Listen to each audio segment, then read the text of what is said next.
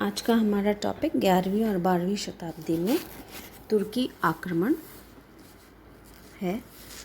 इसके अंतर्गत हम भारत पर तुर्की आक्रमणों के कारण, महमूद गजनवी का भारत आक्रमण, गजनवी के आक्रमणों के परिणाम आदि विषय डिस्कस करेंगे। हम गजनवी के बारे में बात करने से पहले उसके वंश के बारे में थोड़ी जानकारी प्राप्त करते हैं। भारत में सर्वप्रथम मुस्लिम अनुयायी जिन्होंने प्रवेश किया वे अरब थे। अरब सिंध के ऊपर अपना अधिकार प्राप्त करने में सफल हो गए थे, किंतु भारत में वो एक स्थायी राज्य की स्थापना नहीं कर पाए।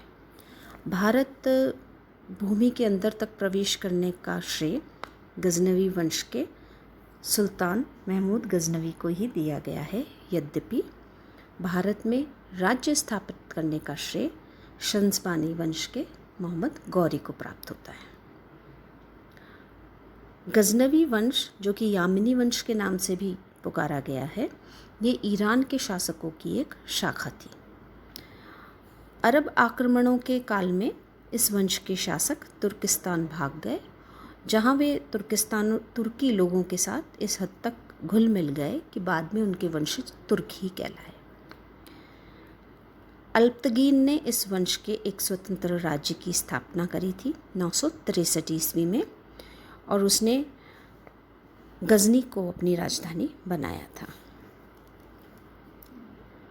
उस समय भारत के उत्तर पश्चिम में हिंदूशाही राज्य था, जिसका विस्तार हिंदुकुश पर्वतमाला तक था, और जिस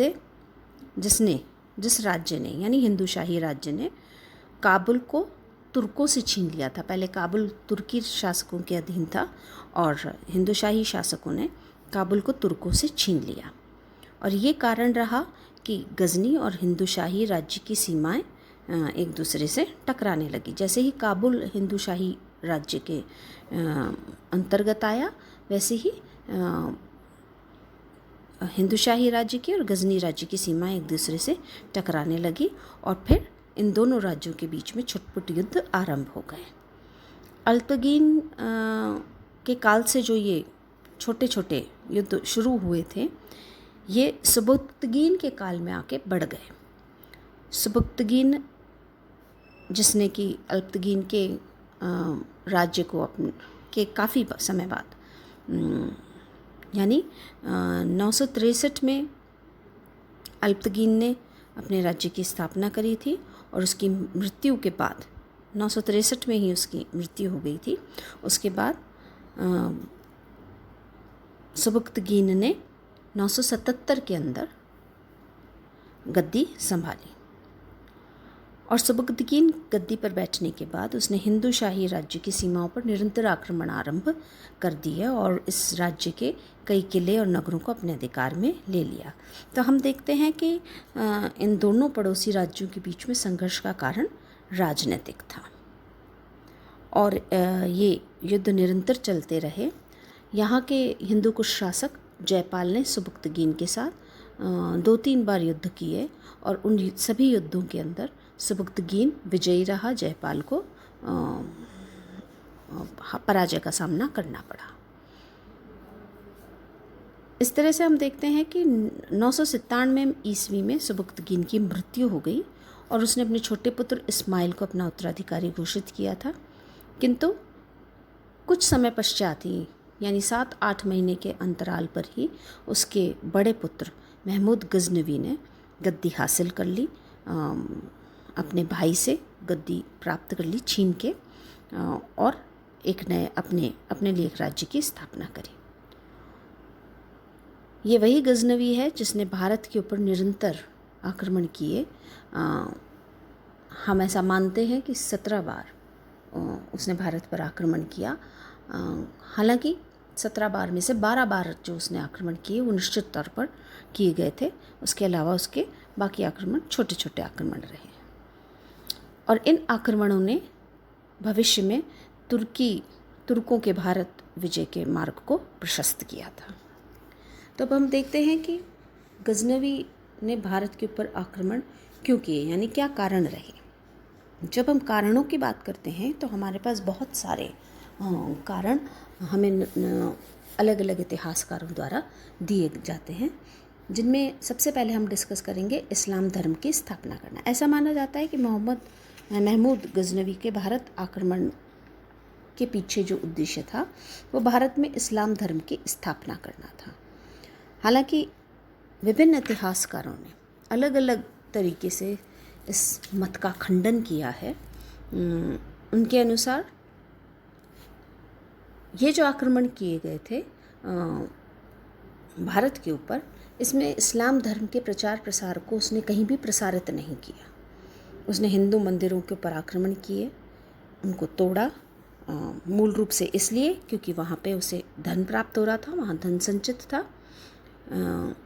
उसने हिंदू राजाओं को, केवल हिंदू राजाओं को ही तंग नहीं किया, उसने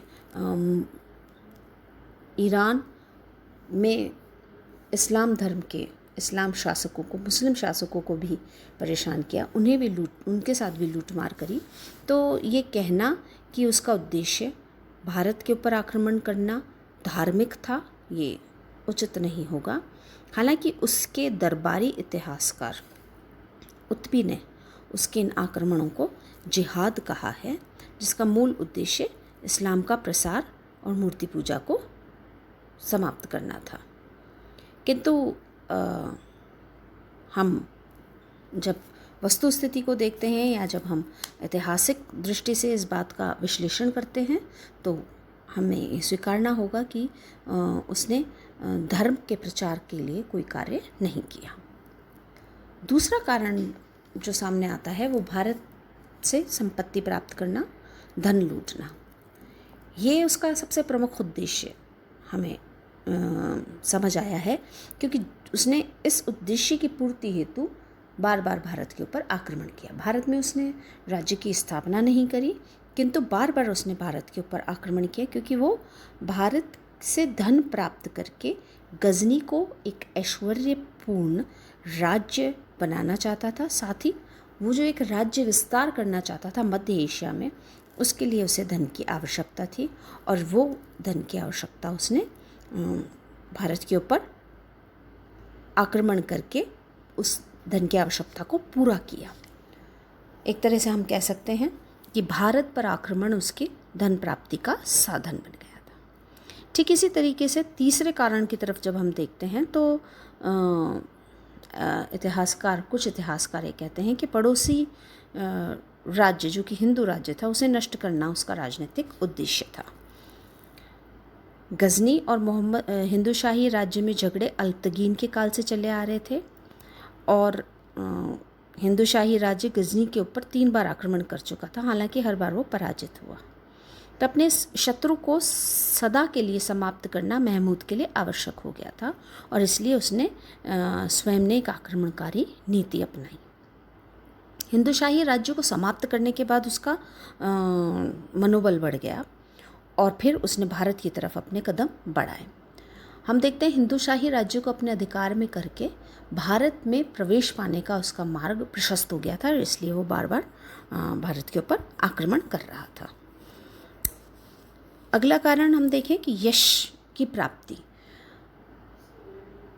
महमूद एक महत्वाकांक्षी शासक था और वो सभी महान शासकों की भांति अपना राज्य विस्तार करना चाहता था और यश भी प्राप्त करना चाहता था।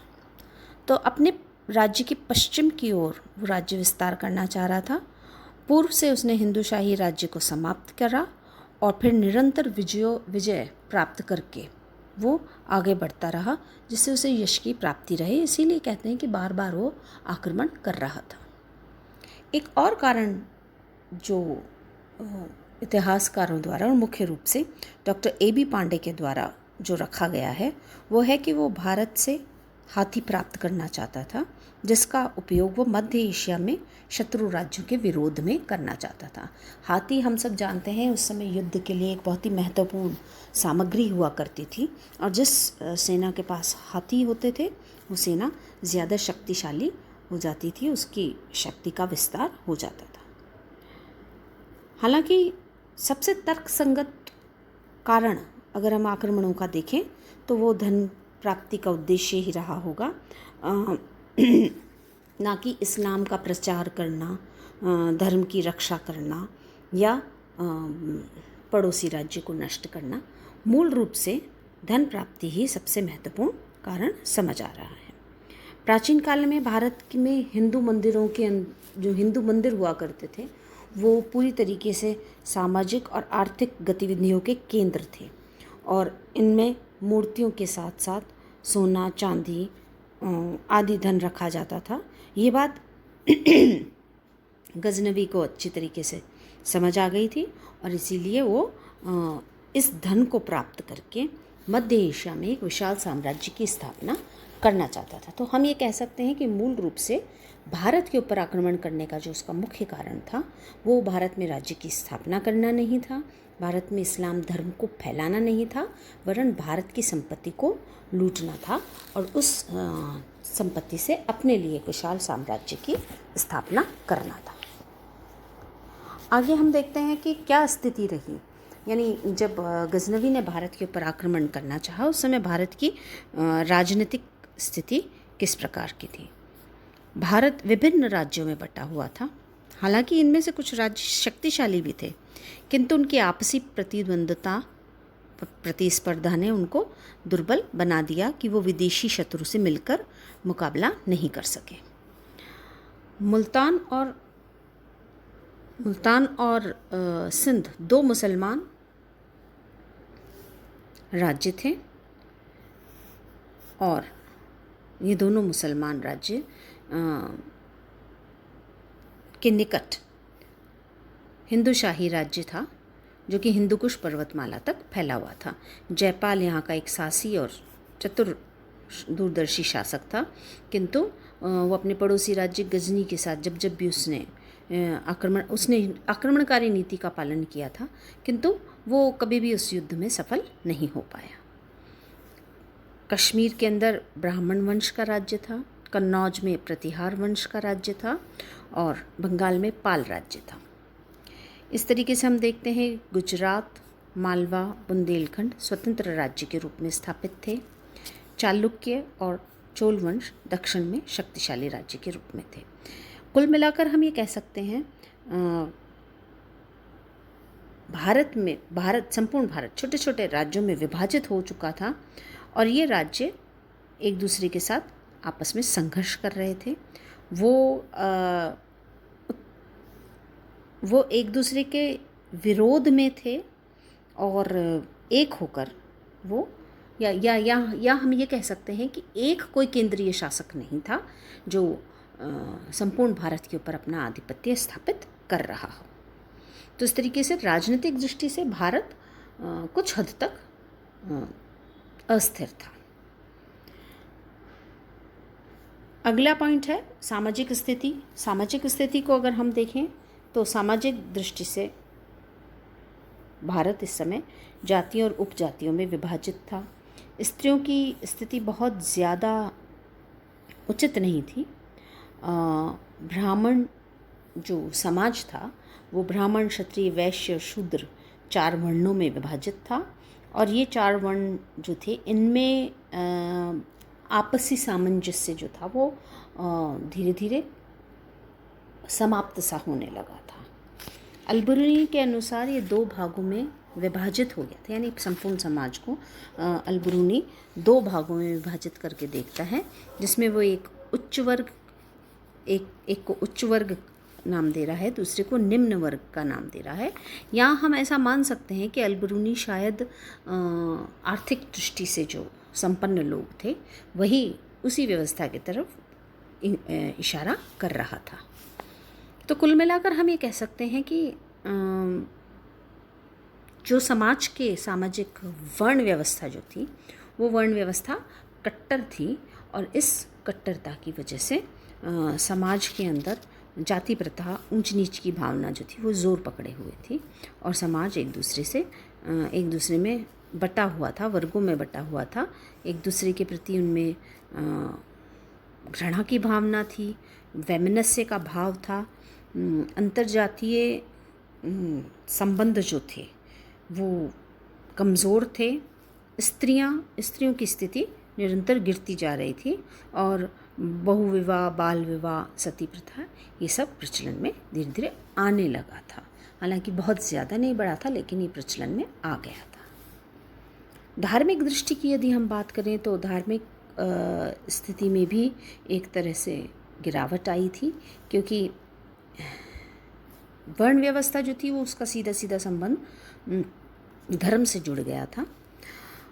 समाज हिंदू और बौद्ध दोनों धर्म प्रचलित थे समाज में, और धर्म की जो मूल भावना थी इसमें अनाचार सा फैल रहा था और धर्म की मूल भावना लुप्त हो गई थी। कर्मकांड जो थे वो बढ़ गए थे, और कर्मकांड जब बढ़े तो कर्मकांड के साथ जुड़े हुए अन्य जितने भी विकार थे वो सब धार्मिक व्यवस्थाओं में नज़र आने लगे थे। जो धार्मिक सम्मेलन हुआ करते थे, धार्मिक क्रियाएं हुआ करती थी, उनमें व्यभिचार बढ़ गया था, भोग विलास बढ़ गया था, धन जो था वो धर्म से जुड़ गया था। तो इस तरीके से हम देखते हैं कि भ्रष्टाचार धर्म के अंदर आने लगा था और एक तरह से धार्मिक स्थिति भी बहुत ज़्यादा सुदृढ़ नहीं थी। सैनिक दृष्टि की हम बात करें तो इस युग में भारत के शासकों ने अपने शस्त्र युद्ध शैली में परिवर्तन करने की या सुधार लाने की कोई कोशिश नहीं करी थी। वो जो प्राचीन परंपरा युद्ध की चली आ रही थी उसी के अनुसार वो युद्ध कर रहे थे। भारतीय हाथियों पर निर्भर थे युद्ध के लिए। तलवार, कटार, भाले उनके हथियार हुआ करते थे। उनकी युद्ध शैली रक्षात्मक थी। रक्षात्मक होने की वजह से आक्रामक नहीं थी, और हमेशा से ये जो राज्य राजनीतिक दृष्टि से बटे हुए थे ये अपनी रक्षा में ही लगे रहे। इन्होंने विदेशी आक्रमणकारियों के प्रति अपनी कोई रुचि नहीं दिखाई, ना ही अपनी सीमाओं के ऊपर किसी प्रकार का सुरक्षित करने की कोशिश करी गई थी। भारतीयों ने उत्तर पश्चिम सीमा को बहुत ज़्यादा ध्यान नहीं दिया। उस तरफ ना तो किले बनवाए, ना ही वहाँ कोई अन्य रक्षा पंक्ति स्थापित करी, और हम देखते हैं कि ये दिशा सैनिक दृष्टि से कमज़ोर रही। परिणाम ये निकला कि भारत में तुर्की आक्रमण जो थे वो उनको आसानी रही भारत में प्रवेश पाने के लिए। आर्थिक दृष्टि की यदि हम बात करें तो आर्थिक दृष्टि से भारत इस समय अत्यंत संपन्न था। चूँकि भारतीय कृषि प्रधान राज्य था तो ये एक उपजाऊ भूप्रदेश था, साथ ही साथ यहाँ खनिज पदार्थ जो थे वो भी संपन्न मात्रा में लोगों को प्राप्त थे। हालांकि आर्थिक संपन्नता के साथ साथ ऐसा माना जाता है इतिहासकारों द्वारा कि उस युग में आर्थिक विषमता भी थी, यानी असमानता भी थी। विदेशी व्यापार बहुत अच्छा था, व्यापारियों के साथ अच्छे संबंध थे। राज परिवार और व्यापारी मंदिरों में अपना धन दिया करते थे। तो कुल मिलाकर हम ये कह सकते हैं कि भारत एक अत्यंत ही संपन्न राज्य था, और जैसा कि महमूद गजनवी को उसके तुर्की व्यापारियों ने उसको जैसा कि जाके वहाँ पर बताया था, जानकारी दी थी, भारत सोने की चिड़िया था। तो अर्थ की दृष्टि से अगर हम बात करें तो भारत अत्यंत संपन्न राज्य रहा। इस कारण से ही अर्थ की तरफ आकर्षित होकर ही, धन प्राप्ति की लालसा से ही गजनवी ने भारत के ऊपर आक्रमण किए। ऐसा माना जाता है कि गजनवी द्वारा भारत के ऊपर 17 आक्रमण किए। हालांकि हमारे पास अगर इतिहास की दृष्टि से हम बात करें तो सभी के प्रमाण हमें प्राप्त नहीं है, लेकिन कम से कम 12 आक्रमणों की तो हम विशेष रूप से जानकारी रखते हैं। तो हम ये मानते हैं, इतिहासकार ये अवश्य रूप से मानते हैं कि 12 बार तो गजनवी के द्वारा आक्रमण किया ही गया था। सर्वप्रथम आक्रमण उसने 1000 ईस्वी में किया और दूसरा आक्रमण उसने 1001 ईस्वी में किया। सबसे पहले आक्रमण में उसने सीमा के कुछ किलों को जीत लिया। दूसरी बार जब आक्रमण हुआ तो उसने हिंदू शाही राजा जयपाल से पेशावर के निकट उसका मुकाबला हुआ और उसमें महमूद की विजय हुई। जयपाल पराजित हुआ। जयपाल को तथा उसके अनेक संबंधियों को बंदी बना लिया गया। बाद में जयपाल को और उसके संबंधियों को महमूद ने 25 हाथी और 2,50,000 दीनार देके मुक्त कर लिया। इतना धन लेकर महमूद भारत से वापस चला गया, लेकिन जयपाल निरंतर अपनी पराजयों से इतना निराश हो गया था कि उसने आत्मदाह कर लिया और उसके बाद उसका पुत्र आनंदपाल गद्दी पर बैठा। महमूद का दूसरा महत्वपूर्ण आक्रमण मुल्तान पर हुआ और मुल्तान पर भी उसने अपना आधिपत्य, हालांकि उसने राज्य की स्थापना नहीं करी, लेकिन वो मुल्तान के युद्ध में भी विजयी हुआ।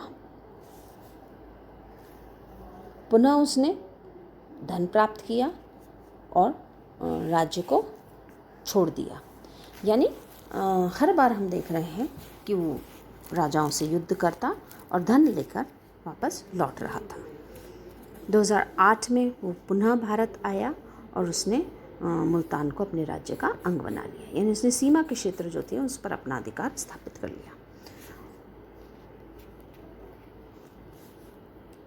मुल्तान महमूद के हाथों में चले जाने से हिंदू शाही राजा आनंदपाल जो था वो उसको अपने राज्य पर आक्रमण का दो तरफ से आक्रमण का भय हो गया।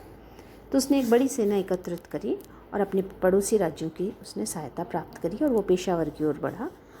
पेशावर को पुनः अपने राज्य में सम्मिलित करना चाह रहा था। 2009 में उसका वापस से महमूद के साथ मुकाबला हुआ और उसको महमूद ने पराजित कर दिया। महमूद ने उसके राज्य के ऊपर एक तरह से अपना पूरा अधिकार स्थापित कर लिया। आनंदपाल के बाद उसके पुत्र त्रिलोचन पाल ने जो राज्य से छीन लिया गया था उसके पश्चात कश्मीर बुंदेलखंड के शासकों की सहायता से पुनः अपने राज्य को प्राप्त करने की कोशिश करी, किंतु वो असफल रहा। इसके पश्चात त्रिलोचन पाल के पुत्र भीमपाल ने महमूद से मुकाबला करने का विचार किया, किंतु वो उसमें सफल नहीं हो पाया। तो इस तरह से हम देखते हैं कि अंतोदगत्वा हिंदू शाही राज्य समाप्त हो गया और संपूर्ण पंजाब, जो कि आज पाकिस्तानी पंजाब के नाम से जाना जाता है, उस पर महमूद गजनवी का अधिकार हो गया और एक हिंदू राज्य जो था वो समाप्त हो गया। 2009 में आनंदपाल की पराजय के पश्चात 2014 में उसने थानेश्वर को लूटा। इसी तरीके से 2018 में उसने कन्नौज के ऊपर आक्रमण करा और वहाँ से वो धन लेकर गया। फिर वृंदावन, मथुरा और इस तरीके से उसने एक एक करके भारत के बहुत सारे महत्वपूर्ण राज्यों पर अपना के ऊपर आक्रमण किया और हर बार वो भारत से ज़्यादा धन लेके गया।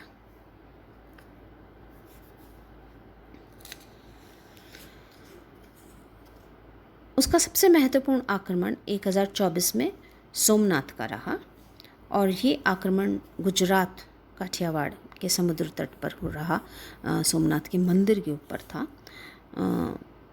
जहाँ लाखों व्यक्ति प्रतिदिन भेंट दिया करते थे। उसे इस मंदिर को 10,000 गांव की आय प्राप्त होती थी। तो कुल मिलाकर हम ये कह सकते हैं कि ये मंदिर अत्यंत धनवान मंदिर था। यहाँ पे बहुत सा धन था।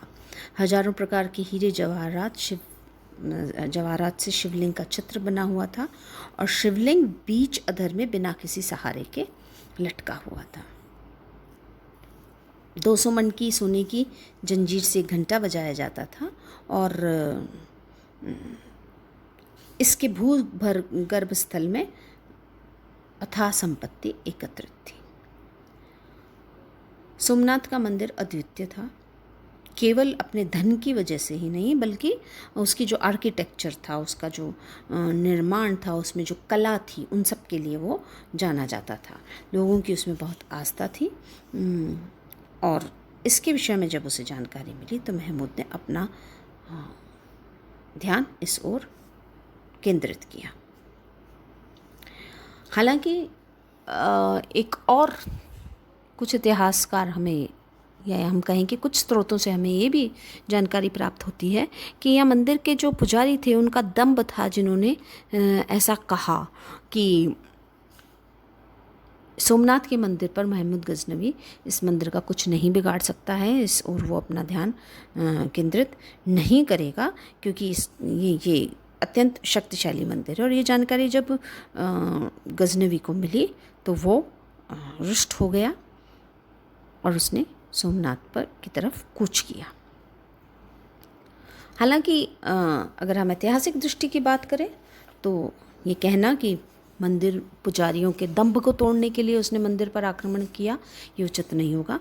उसका आक्रमण मूल रूप से धन प्राप्ति का ही था और धन प्राप्त करने के लिए ही वो इस ओर अग्रसर हुआ। वो काठियावाड़ की राजधानी अनहिलवाड़ पहुंचा और जैसे ही उसके पहुंचने की खबर वहाँ मिली, वहाँ का राजा भीमदेव भाग खड़ा हुआ। तो हम देखते हैं कि बिना किसी विरोध के उसने राजधानी को लूटा। उसके बाद वो सोमनाथ के मंदिर के निकट पहुँचा। उसने मंदिर में जितना भी धन था उसे लूटा। हालांकि कोई युद्ध नहीं हुआ, पूर्ण रूप से कोई किसी प्रकार का कोई आमने सामने का युद्ध नहीं हुआ, लेकिन फिर भी ऐसा कहते हैं कि 50,000 से अधिक लोगों की मृत्यु हुई। जो मंदिर में जो हिंदू भक्त थे उन्होंने युद्ध किया और महमूद ने मंदिर को पूर्णतः नष्ट कर दिया। वहाँ पे उसने जो अधर में शिवलिंग लगा था उसे उसने गिरा दिया, उसे तोड़ डाला और मंदिर को पूरी तरीके से लूट लिया। लूट के उस अतुल संपत्ति को प्राप्त करके वो लौटते समय रेगिस्तान के मार्ग से वापस लौटा। मार्ग में वो कहीं कुछ भटक गया और ऐसे में उसके खजाने को सुरक्षित वो गजनी तक लेके जाना चाहता था और लौटते में उसका सिंध के जाटों के साथ युद्ध हुआ, जिन्होंने उसे कुछ लूटा भी। पर चूंकि वो उसको अपना जो संपत्ति उसके पास अथाह संपत्ति, ऐसा कहा जाता है कि जितनी संपत्ति उसे पूर्व के किसी भी युद्ध में प्राप्त नहीं हुई उतनी संपत्ति उसे सोमनाथ के युद्ध से प्राप्त हुई थी। और उसे संवार के, उसे अवेर के लेके जाना, उसे इकट्ठा करके लेके जाना उसके लिए काफ़ी कठिन काम रहा। तो लौटते में जब सिंध के जाटों ने उसके ऊपर आक्रमण किया और उसे लूटने की कोशिश करी तो वो उस समय कुछ नहीं करना चाह रहा था, वो वहाँ से चला गया। और फिर उसने अपने देश पहुँचने के बाद पुनः 1 साल बाद सिंध के ऊपर आक्रमण किया, क्योंकि वो सिंध के उन जाटों को ये बताना चाहता था। अंतिम बार 1027 में भारत आया और उसने उन जाटों को कठोरता से समाप्त किया जो उनकी संपत्ति, जिन्होंने उसकी संपत्तियों को कुछ हद तक लूटा था। तो ये उसका आखिरी आक्रमण माना जाता है। 1030 में उसकी मृत्यु हो गई और उसकी मृत्यु के साथ ही भारत में तुर्की आक्रमण का पहला काल जो था वो समाप्त हो गया। अब हम गजनवी के बारे में बात करें तो इतिहासकार ये कहते हैं कि उसे मूर्ति भंजक का दर्जा देते हैं, क्योंकि उसने मूर्तियाँ तोड़ी थी। हम सब समझते हैं ये बात, हम सब समझ चुके हैं अब तक कि हर बार उसने धन प्राप्त किया और मूर्ति भंजक वो अपने किसी धर्म के प्रचार प्रसार हेतु नहीं था, बल्कि मूर्ति को तोड़कर उसको जो धन मूर्तियों से प्राप्त हो रहा था इसलिए वो मूर्तियों को तोड़ रहा था। मूल रूप से इसके पीछे उसका उद्देश्य अपने धर्म को प्रचार करना, अपने धर्म का प्रसार करना या मूर्ति पूजा का विरोध करना नहीं रहा। मूल रूप से उसका उद्देश्य भारत से धन प्राप्त करना था। और चूँकि भारत में मंदिर, जैसा हम पहले भी डिस्कस कर चुके हैं, जैसा मैंने आपको अभी पहले बताया कि भारत में मंदिर हमेशा से सामाजिक, धार्मिक और आर्थिक केंद्र रहे हैं। मंदिरों के अंदर धन रखा जाता था, खजाना भी छिपाया जाता था बहुत सी जगह, तो उसे मंदिरों से धन निश्चित तौर पे प्राप्त होता था और इसीलिए उसने मंदिरों के ऊपर आक्रमण किया। गजनवी के आक्रमण के बाद करीब करीब हम देखते हैं कि एक अंतराल आया और फिर 12वीं शताब्दी में भारत पर पुनः तुर्की आक्रमण किए गए। ये आक्रमण मोइनुद्दीन गौरी द्वारा किया गया और ये गजनी वंश से संबंध नहीं रख रहा था, ये गौर वंश का था और इसने इसके वंश का गजनी वंश के साथ एक तरह से विरोध रहा और गद्दी पर बैठने के बाद इसने भारत की ओर अपना ध्यान केंद्रित किया। तो हम ये कह सकते हैं कि भारत में तुर्की राज्य की स्थापना करने का श्रेय जो है वो मोहम्मद गौरी को ही दिया जाता है। हालांकि मार्ग जो था वो गजनवी द्वारा खोल दिया गया था। महमूद गजनवी ने भारत पे आक्रमण का मार्ग खोल दिया था। हिंदू शाही राज्य को, जो कि हिंदू कुश क्षेत्र में था, उसे समाप्त करके उस क्षेत्र को, ये भारत में जो भारत में प्रवेश का जो मार्ग था उसके ऊपर पहले से ही गजनवी द्वारा कब्ज़ा कर लिया गया था और अब गौरी जो था वो भारत की ओर अपना रुख उसने भारत की ओर अपना रुख किया था। तो वो उसी मार्ग से, जिस मार्ग से महमूद गजनवी भारत आया था, उसी मार्ग से वो भारत आकर अपने राज्य की स्थापना करना चाहता था।